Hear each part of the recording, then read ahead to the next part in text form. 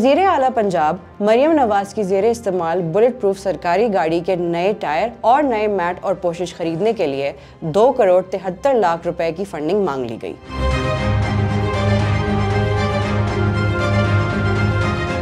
इस हवाले से ऐवान वज़ीर आला ने सेक्रेटरी पंजाब को ख़त लिखा है, जिसमें कहा गया है कि 2 करोड़ 73 लाख रुपए का ज़िमनी बजट फौरी तौर पर जारी किया जाए।